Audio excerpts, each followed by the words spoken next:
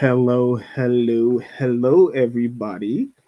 It is your boy, Reverend Phoenix Coffin Williams, and I am your guest host for today's Midday with Reverend Don. Um, Again, thank you for letting me guest host with y'all every Friday, holding it down on behalf of my uncle. Usually, we do have Lady Alyssa joining, but she's not available today. So let's just see how today unfolds.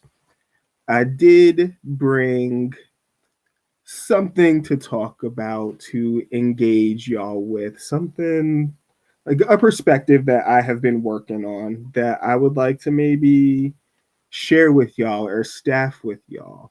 Um, So I'll wait a few seconds for some of y'all to get here. I see somebody just popped in. Thank you, thank you. I just gotta remember how to find this stuff now. What am I looking for? I'm still new to this, you know. Um, but I forgot how to find out who is visiting me in viewing. But I do see that we have one viewer here, so thank you for being here. Like I was just saying, I do have something for us today to pass the time with. So I'm looking to see what happens. Just kind of going with the flow because Lady Alyssa couldn't be here with me today. But I did want to spend today talking about shadow work and how it's not necessarily a scary process, but doing it successfully is a very real process. And the hallmark of successful shadow work is when you arrive at something that has previously triggered you and you are able to move through it in a place of non-judgment without sticking to anything, without having to latch on to anything. You're able to move through it just as easily as you are able to move through your favorite dinner. Then you have done successful shadow work. Then you have the full access to that experience to help you with your life, with your magic, with using your magic in your life. Um, so that's the goal of shadow work. Now, you might engage in shadow work for different reasons, but the goal of shadow work is to not be so riled up about the things that trigger you. Oh, hey, Lady Kai, good afternoon. Hey, Necro Malcon, thank you for being here. Hey, Reverend Allen, how are you? Um, Oh, you in Michigan? Hi, Reverend Allen. Greetings, greetings. Enjoy Michigan. So I did pull out the major arcana. Um, I do. Hey, Reverend Mary, how are you? I figured out how to find the chat all by myself. Um, hey, good afternoon, Reverend Leo. It's like a nice little house going on in here. Y'all showed up for a talkie talk. Thank you. So I do got the deck, and I'm going to use the major arcana to prompt the discussion about shadow work. But I'm going to mix up the cards a little bit so it's not so monotonous. And just so everyone knows, there are plenty of ways to do shadow work that do not involve the tarot. So if your divination proclivity is in the runes, you can use the runes for shadow work. If your proclivity is the alphabet, then you can use the alphabet in the same way. The correspondences will activate the archetypal messages in the same way that the tarot does. Symbols are phenomenal in that way. Hello, unique one. I hope Virginia is beautiful for you. Hey, Nicholas Peter, how you doing? All right, boom. So the first card that we get, and this is the Modern Witch Tarot deck, by the way, is the Empress. And I love that this is the first one to pop up Because when you think about the Empress, you think about things that you want, that you enjoy, goals that you maybe strive for. And it might at first be complicated to think about how things associated with such abundance could trigger you into madness from the shadow component. But in this particular case, if you were doing shadow work and you're using the major arcana, the Empress asks you, what are you afraid of losing? What do you grasp onto a little too tightly? What do you possess a little bit too much? What are you not willing to let go of and see if it comes back? It also calls into question, what are you willing to do to maintain your comfort or maintain your position? What sacrifices are you willing to make? What choices do you have to make in order to stay here in such lavish in abundance? So you see how automatically the questions that are evoked by this card really do reveal deeper fears and the possibility for greater behavior and action. And once you at this place where you are the Empress, it might not seem like a great life to be anything but the Empress. That is a shadow moment, especially because being an Empress itself is not even that important in the grand scheme of our karmic relationships. What you do as the Empress does has an impact on your karma. However, this whole title, the abundance that's associated with it, it is also a part of the veil. You see now how even this has greater implications when you specifically look to uncover the shadow associated with it.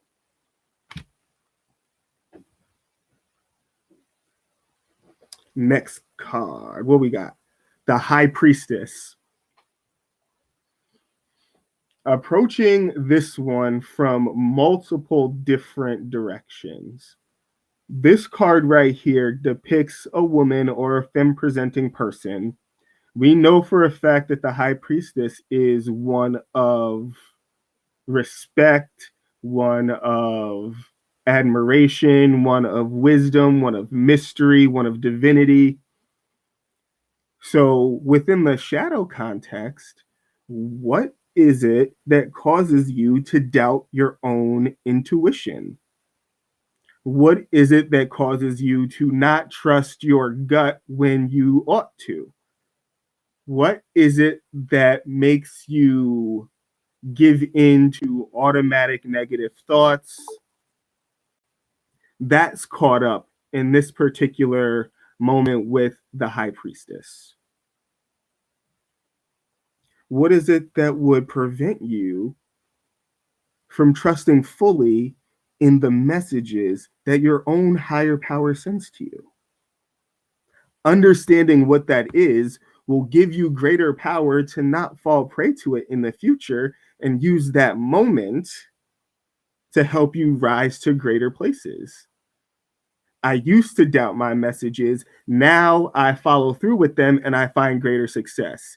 The experience that I have is trusting my gut definitely leads me to where I am better off, and doubting my gut leads me into places where people are taking advantage of me and not utilizing my time, energy, and attention appropriately. That's why it's important to understand.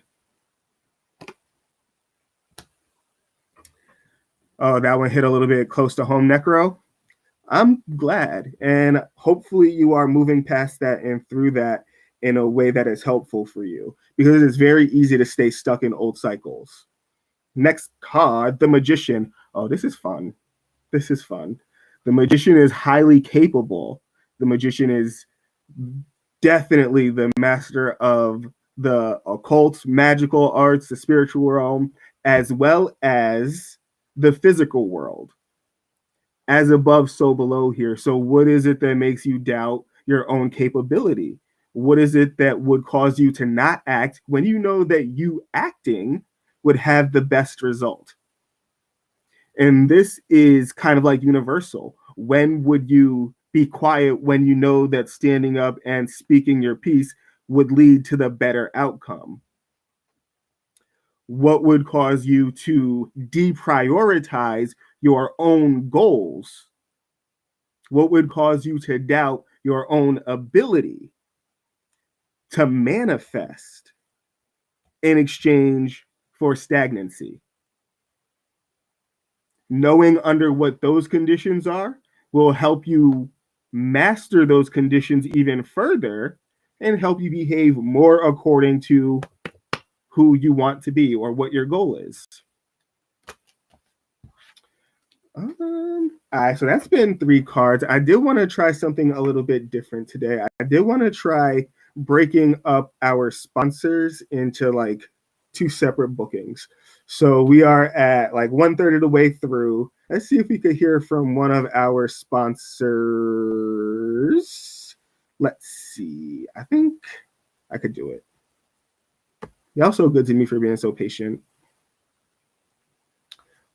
So yeah, I'm going to try to do the sponsors thing at this moment. And then if you want to, feel free to put some more related shadow questions into the chat.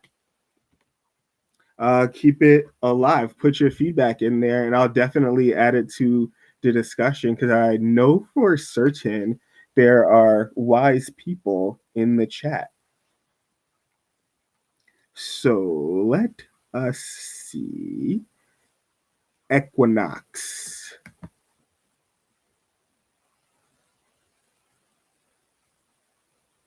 I wonder if I did it.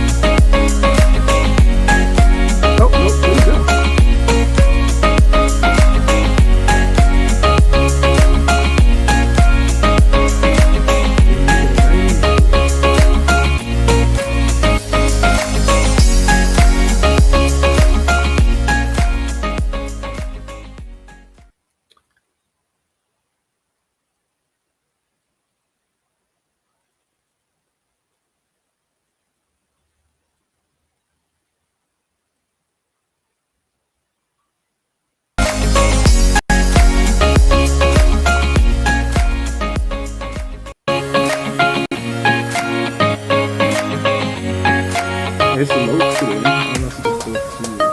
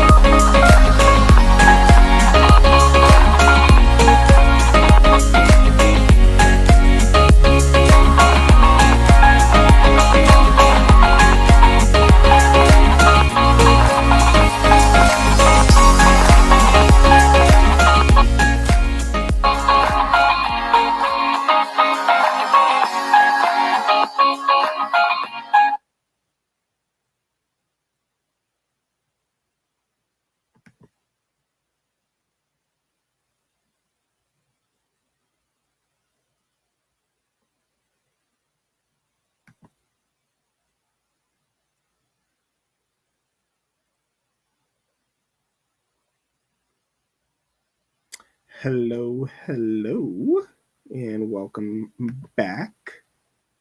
I'm still learning this, so that's why you see these like little mishaps. And again, I thank you, and I thank you, Reverend Mary, for guiding me like right from the chat. Oh, can y'all still see me and hear me? Something new just happened. Hey.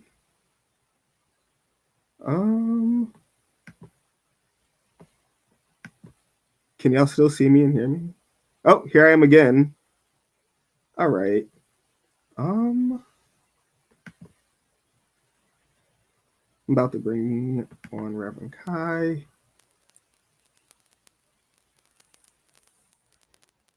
All right. And I think this will do it.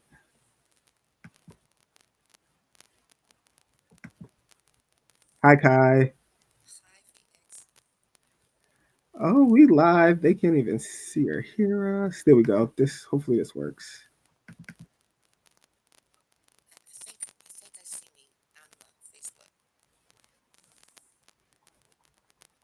Oh, hey. All right, boom, surprise. Look who dropped in the midst of all my fiddling and not getting stuff right. We got a surprise guest, and it is the Right Reverend Lady Kai Iden. Thank you for being here and showing up. Thank you for being in the chat too and holding it down. How you doing today? I am good. You doing good? I am. Yeah, what's going good about your day? Today I'm just busy working on the Krallian auction, so I had a few minutes to stop. Speaking of that, feel free to go bid on some great items because your spellbinding bids equal magical missions. Listen, I love it. Just right on with it. So, thank you for curating the auction. Thank you for that bid. Um, Definitely show up and show out and bid on some of that stuff. There's some pretty amazing things there.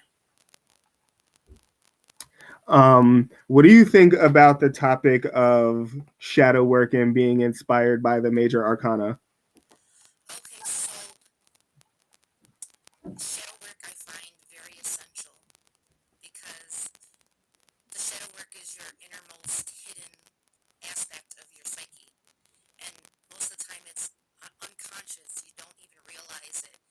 And it's important for that unconscious emotional side of yourself to be brought forth so you can work on it. Because if you don't realize that you're having issues, you can't fix any issues.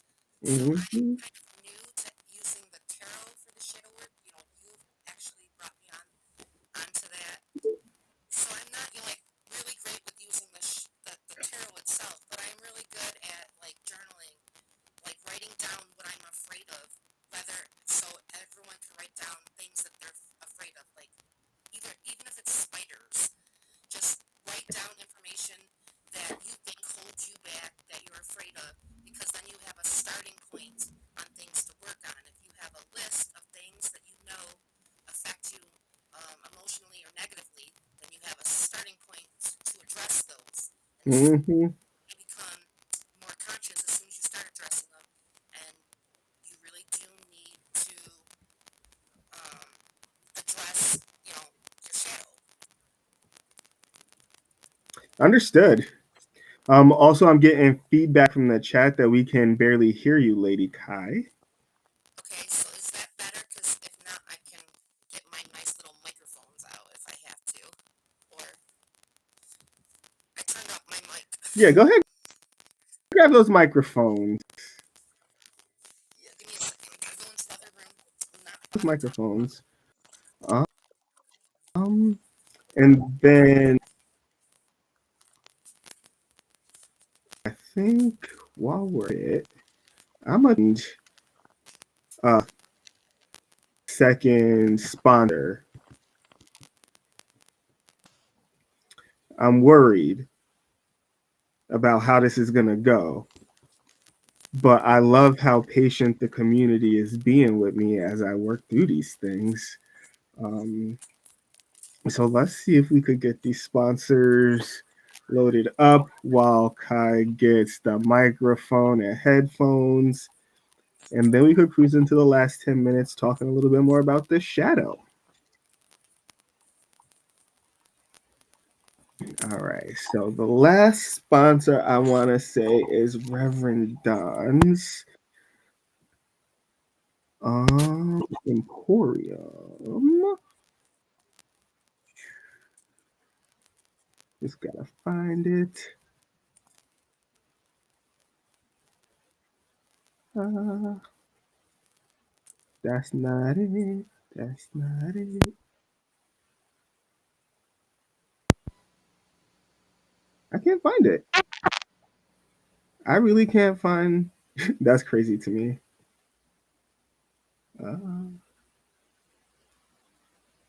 And it's short too. Did it change? I want to put the wrong thing up now. Oh, oh. Hello, this is Reverend Don Lewis This is coming to probably why y'all you do it from the at the beautiful same, like y'all metaverse. do it and y'all And I don't would like to take invite you to my Don time. Art showing and This is probably auction exactly on why, Friday, May 9th, with original but I pieces found and it. prints of my artwork and other interesting items with the auction at 5 p.m. on Whatnot. And please stay tuned for more announcements and examples of art. Ready to unlock the secrets of the universe? Oh yeah, Join it's me, starting to load Reverend right Don there with Lewis, us. for That's my cool. metaphysical and magic auctions at Gaia Thrift I at wonder how long this guy should take whatnot.com. though. Can you say something Discover while we wait, Kai? fascinating artifacts, mystical crystals, and rare and unusual books that Can't hear could you at change all. your life. Don't miss this chance to bring a little magic into your Oh, so where my world. Reverend video go? Don's There we go. Now it's back. Metaphysical and Magic Auctions, where the extraordinary can I become yours. might get somewhere here.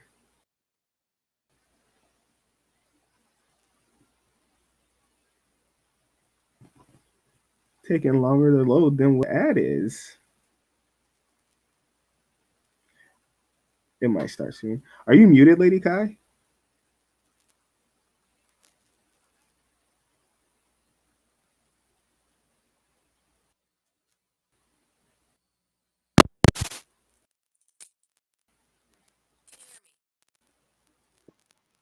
you hear me? Ready to unlock the secrets of the universe?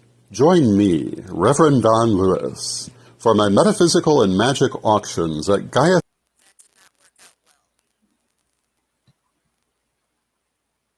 That did not work out well. All right. Where'd it go? Did y'all see it? Did it play? Oh wow. Also, Reverend Mary is here. Surprise. Oh, I played two at once. Oh, I'm not sure. Oh, lady. Oh, okay. I got some help here. I got some secret help here. Ooh. You trying to come on camera?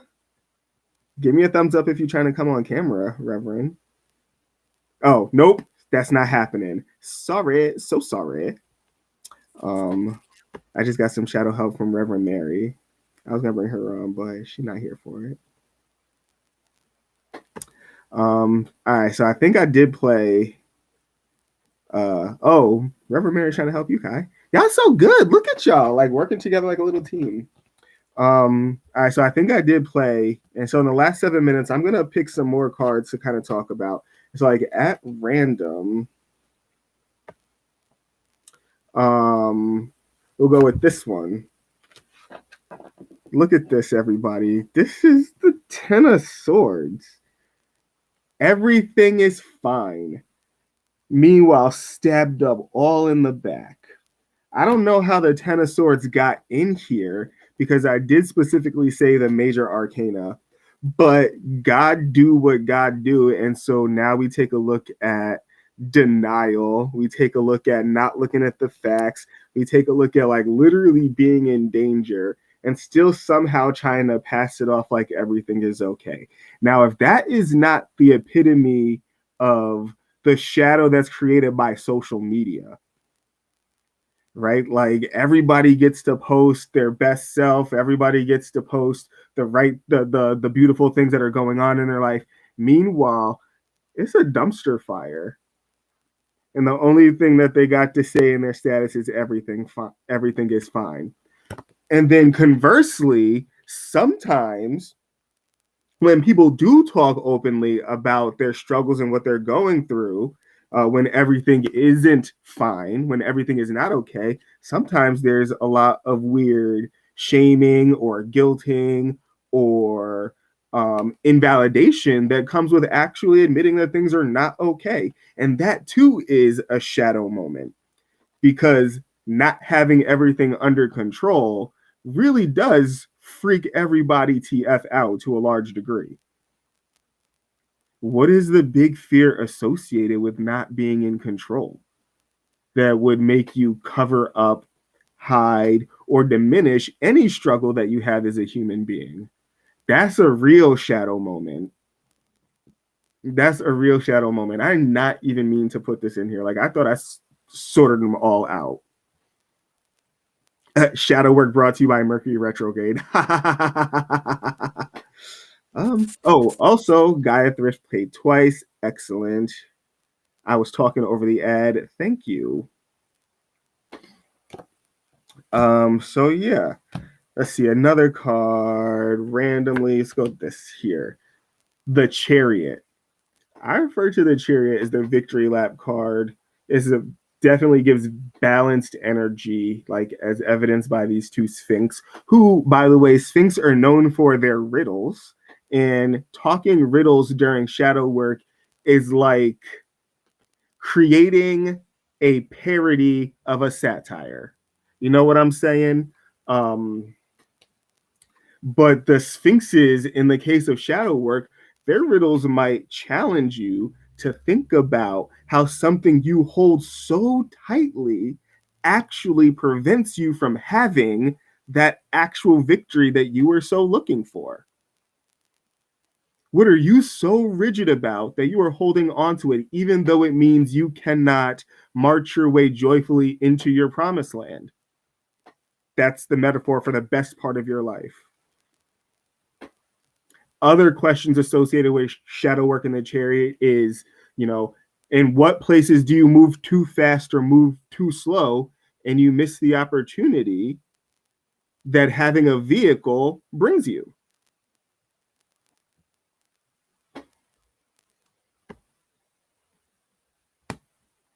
And let's see. Boom. Oh, look at that. Death. How nice for the death card to come up. We could spend the last 3 minutes talking specifically about the fear of death, how this represents any unknown. Even if you know there's going to be a new beginning following it, there is still an entire fear of what all occurs during this transition. Of course, this raises questions about the actual physical death and the departure from this lower physical realm.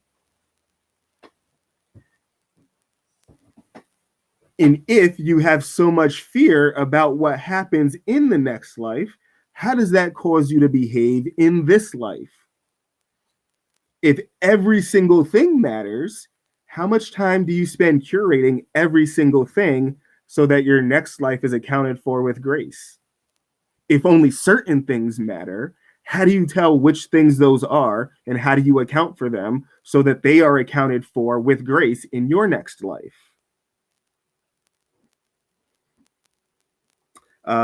Hey, Alyssa, thanks for joining. Lady Kai is actually not speaking right now.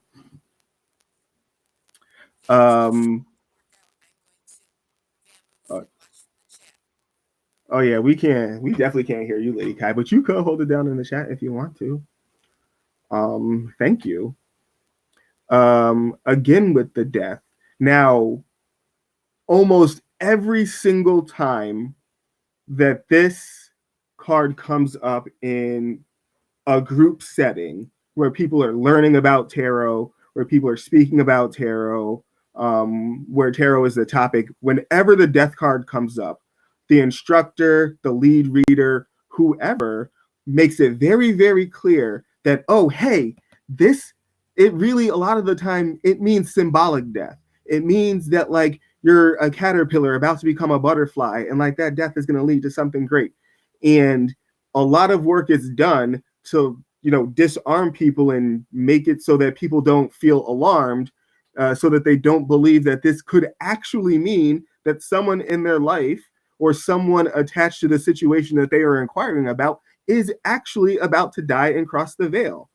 That is a real big indicator that shadow work has to be done around your relationship to death, because it's an inevitable thing. I read somewhere that the big curse of humanity is that we all know that we are going to die. Even if we don't know when or how or where, what have you, we know it's coming. Other creatures don't necessarily have that instinct or have that knowing. It was a part of a philosophical conversation. But either way, we're out of time for today. but continue the conversation with your guides, with your friends and family members. Is not our job to illuminate the shadows of other people or to suggest to them that they should be doing shadow work. That is something that the person or anyone themselves has to request or say. So, for example, if you notice that someone is triggered by something, it's really not our place to be like, you gotta go do some shadow work, unless the person is a mentor, a student, a nephew, someone who like is actively seeks your advice or opinion. Because it this might just be my belief. Y'all might not agree with me, but I do believe that randomly telling people you need to do your shadow on stuff that's related to their life is kind of the same as going up to someone and being like, you need Jesus. It might not hit for them the way that we think it might, and that is due to our shadows and to theirs. So when you approach shadow work, make sure you're minding your own business. I make sure I'm minding my own business unless someone asks me, hey, Reverend Phoenix, can we do some shadow work real quick? Or, hey, Reverend Phoenix, do you have any advice or feedback on how I can do shadow work about this particular situation? That's when it becomes, my business. That's when it becomes my concern. But until then, I'm gonna just mind my business and drink more water. But like, we all got to do the shadow work, I'm gonna go do mine. Thanks, and I will see y'all next Friday.